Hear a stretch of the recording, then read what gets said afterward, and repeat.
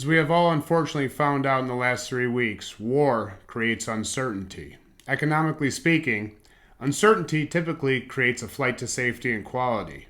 What's different about this war? There is no flight to safety and quality typically found in treasuries and mortgage-backed securities. What's now clear is our economy is different. Speaking of flight to safety and quality, what has been going up this month is Bitcoin. I need to ask why. And the high-end real estate market is very interesting. A lot of listings now and a lot of rentals.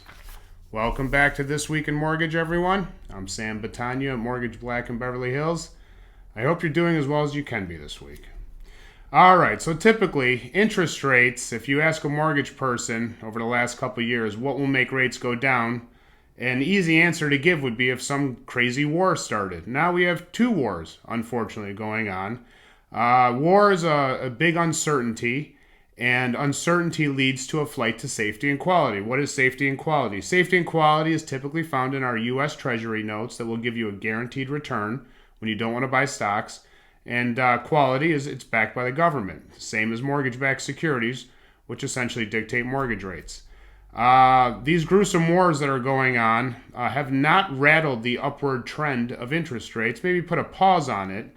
Initially, a few weeks ago, we did get a little dip down in yields, but that seems to have come back to test the 5% marker this week on the 10-year Treasury. I think we're sitting around 4.90 today on Friday. But this upward trend looks like it will continue for now.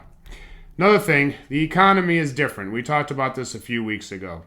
Back during the Great Recession of 2008, 9, 10, whatever you want to call it, our country had $9 trillion worth of debt. Today we have $33 trillion worth of debt.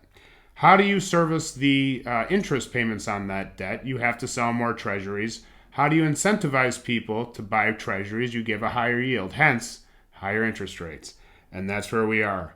If you ask me what my guess is where rates will be in the next year, one part of me wants to say a 30-year fix will be at 5%.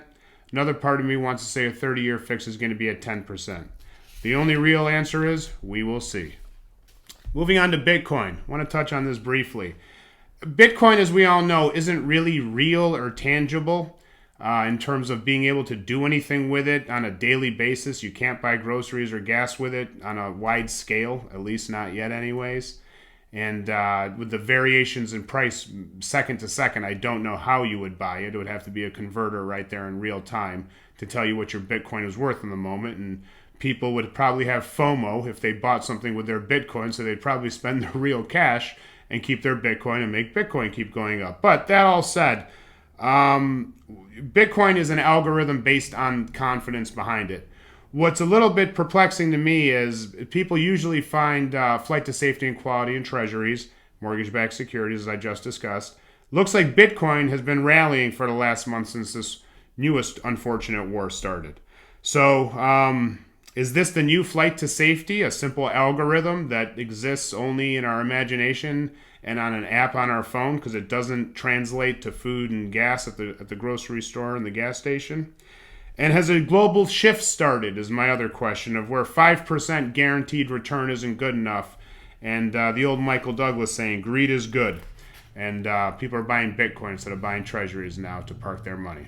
Once again, we will see. High-end real estate market continues to be very interesting. A lot of rentals, as we know. People who couldn't sell their house started to put them up for lease and or sale, for that matter, for sale or lease. And looks like there is more inventory now in the last month. Now, are these rentals converting to actual listings or are these fresh listings? You know, we'll see. Time will tell in the next 30, 60 days. But I will tell you this. It seems as if the needle is getting threaded, as they would say, Goldilocks style, as Wall Street likes to refer to certain things. So we don't have so much inventory that values are plummeting, but we have enough inventory to keep the market moving.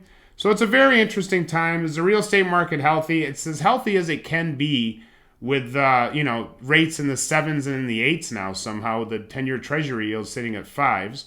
And of course, banks have to make their spread above that in the Fed funds rate, which they're taking the money at and paying it off in their savings accounts to their depositors. But as long as there is not a glut of inventory, values within reason will hold. And I don't see a lot of inventory coming up because mortgage love. Again, who is going to sell a 30-year fixed that they have at 3% to go trade up to a 7, or in some cases, depending on structure and occupancy, in the 8%. And then in short order, we have a new Speaker of the House in Washington. Our Congress is at work again. That's terrific. Let's see if they can actually get some work done this time around. We have a debt ceiling to raise, or a budget, I think, to accomplish here in the next 3 weeks. So hopefully they can get that done. There's so much uncertainty in this world. We need some things to start normalizing and stabilizing, because at the pace this is going, people's heads are going to start spinning around, and we're going to start thinking it's normal. All right, everybody. As I always say, be a good neighbor, be a nice person, take care of each other, be a normal person. These are tough times for everybody. Yours truly included. I'm having a rough time with the planet right now, but we'll all get through this together, and stay strong and take care. As always, thank you for your time.